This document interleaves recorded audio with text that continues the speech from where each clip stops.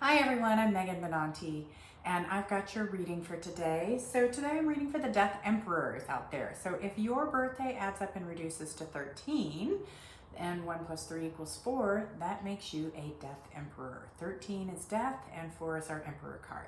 So this reading will apply for you in January of 2021. Hope this helps out. Please feel free to leave me any comments below and let me know what you think. So, all right. So first off, it looks like there's some focus on some kind of letting go for you guys. Now, this could be a breakup, but this can also be just really having a hard time making a decision. So if you're moving out of a partnership, that healing is going to be your focus in that. But you might also be finding that really you've just got a tough decision. You've got too many outside influences telling you what to do, and it's like, oh my gosh, just let me figure this out on my own. So there is some real struggle and conflict, but know that this is good struggle. This is good conflict, good growth within you, despite it not feeling super comfortable, because you're challenging your soul right now, and that's a really significant thing that you need to be doing. Now, career around that, you are just trying to get your head organized and wrapped around everything that needs to happen in January. It feels like you're having a difficult time preparing for things and staying on top of it. I also feel like you might feel like your guard's down a little bit, and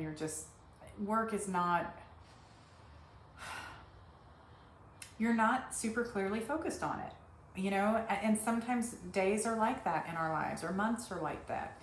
And, I challenge you to keep on pushing through and keep your focus on your work. But if you're going through a big life change, like I see here, sometimes that's really hard, and we just need our job to function, but at the same time, the moment that you're in that job, we have to give our all. I can't slack off with a client just because I've got something challenging going on. I still have to give 100% of my energy to someone I'm reading for. So I want you to think about that, as you go into your work, when you're feeling overwhelmed or underprepared or just not able to kind of stand on your own around there. Okay, now what you can accomplish.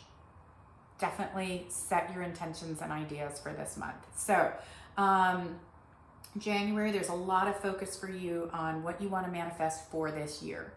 And you are dreaming big about these things. And I love that, because I do think you can really accomplish setting your intentions and then working on that manifestation process. And a key part of that is letting it go and not holding on to what that outcome is going to be. So I want you to think positive. I want you to think healing. I also want you to think about cleaning out the cobwebs. And I know that sounds funny, but you've got some cobwebs hanging on you, and it's like, oh, that energy isn't going to serve you anymore. So it's like, okay, that's all 2020 bad juju stuff. And not that it's bad juju, it's really just like old limiting belief systems. It can be ex-lover sludge. And don't worry, that stuff goes away on its own the more that we continue to heal and that we focus on our healing and the positivity of that situation. All right, now, might be an issue with your boss too. You're a Death Emperor. Okay, one, closure is a big deal for you, but you want to be the boss. So if you've got a boss that you don't respect, or you think you can do a better job, then you're going to really struggle with this. And so, you might be wanting to move up and take more of a leadership role. I definitely feel that you've got some challenges in that. It's not to say that you can't do it. It's just you gotta grow through that pain. And you might be also having conflict with someone else that you're working with. And so, just acknowledge, who is the boss? Is it them or is it you? If you're the boss, maybe they're giving you some pushback that's not appropriate. And you're going to have to learn to work to you have to learn to how to work with this person. And I really think you can do that, but it's just letting me know it's going to be a little bit hard. So prepare yourself. Just know that if it's hard and it deals with people, it requires more patience. Everybody has a soft side. Even if you don't inherently like the person, there's still something likable about that person. And so, be patient and allow that person to shine and bloom in the ways that they can. Okay, so, challenging for you is kind of reopening your heart, going back again to that feeling of a breakup. It's like, ugh. Or really maybe struggling with, if you're just dealing with a really big significant decision, you need to decide where your heart is in this. Because that's the key element here, is feeling like you're not in alignment with your heart. And this is a very healing process for you. So, it's, if it hurts, it's okay. We move through hurt. That's what we do as humans. Say a prayer, light a candle, burn up his clothes. I'm kidding. Don't burn up his clothes. But do something that's going to be restorative for you. And generally, if you do something mean, though, like that, it does come back to haunt you. There's only a little bit of that feels good. Just keep it sweet and work on healing of yourself. Now, the other thing that comes up, there is a good sense of harmony in your work environment. And maybe the challenge is actually creating that, pardon me. Because I feel like this should be a really powerful, positive place for you. I've got rainbows, I've got floating bolies, and not boys, bowls, bolies I call them, because they're rainbow bowls. But it's just kind of wrapped in love and goodness, and like, it's a very, very happy, warm, family-friendly card.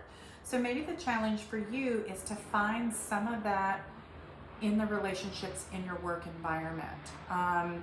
You don't need to be best friends with everyone you work with, or anyone that you work with, but you do need to have amicable, comfortable relationships. And so maybe it's really acknowledging how you can make the best of it in that work area.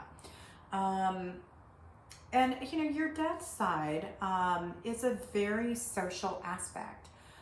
Death Emperors, Emperors, yes, alone time, needing to focus on yourself. But death is very collective thinking. And so, because you do think about how your decisions affect others around you. And so I feel like you're bringing this into your workplace to try to make it a more harmonious environment for you. And I think that's a great thing to take on. All right, surprises. Oh, I love this. Okay, we don't get to see this so often. Oh, we have the Knight of Cups. And I love this particular Knight of Cups. Totally hot, and he kind of looks like Adam Levine. Ooh, totally love that. So, surprise, you've got a guy. Now, I don't know if this is going to be the same guy that you're trying to dump, or girl, whatever the situation is. But this person has an open heart. They're coming forward, and you have a decision to make if you want this person. Maybe that's where that choice was. It's like they're not going anywhere. Do you want to spend the rest of your life with this person, or do you want to be with this person? They definitely have an open heart and are very connected for you. Now, it's interesting. At the same time you've got this happening, you do have, again, I'm seeing more challenge in work environment. And, Death Emperors, maybe there's something really with your personality. You need to check in with this work environment. Is this the right place for you? I've got a couple of Kings in reverse. I have 9 of Wands in reverse. And then I have that 10 of Cups. What is going on in your work environment? There is just, I don't know if it's a lack of leadership or just incredible competition, but there are clashes on personalities here, like crazy. And so really, I think you need to be evaluating do you want to stay in this place? And if you do, you got to make change to make yourself happy. Otherwise, this just isn't going to work. Okay. You know, they say insanity is doing the same thing over and over again and expecting a change. And I feel like that's what we're looking at here. We're just getting a lot of repetition of challenge. And so I'm like, the lesson keeps presenting itself. So when are you going to decide to learn from it and then move on to the next thing? Okay. Now, what do you have to bring into a relationship this month? This is interesting. It's restoration, rest, healing, sleep, not stressing over it. So if you are in a partnership, it's offering that gentleness to your partner. Maybe it's not snoring and letting them get the rest that they need. And it can be helping your partner to get better sleep at night. So, you know, propping up pillows, letting them sleep in and doing the dishes and you know, making coffee in the morning, whatever it is. I do the dishes at night and make coffee in the morning. So if anyone else does those things, I'm always glad. So know that you've got this special gift of recovery here. And so that's what you're bringing to your partnership. And it's taking away stress. And that seems to be really significant and important for you.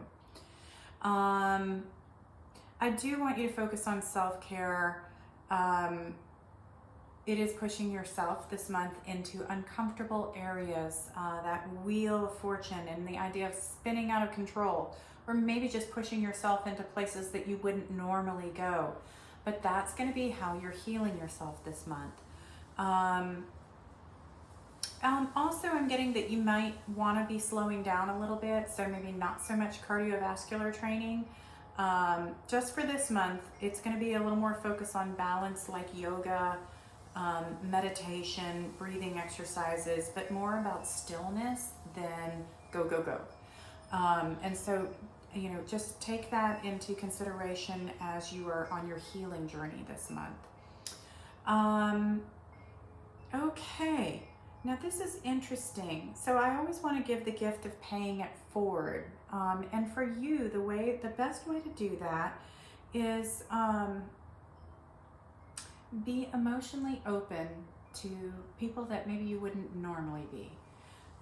So it's not being closed off. It's not being a chaotic mess in front of everyone. Which Death Emperors, God, you guys are normally pretty controlling and guarded with your emotional natures and who you're going to trust and be sensitive with. But this is a call to action, to open your heart and be kind. And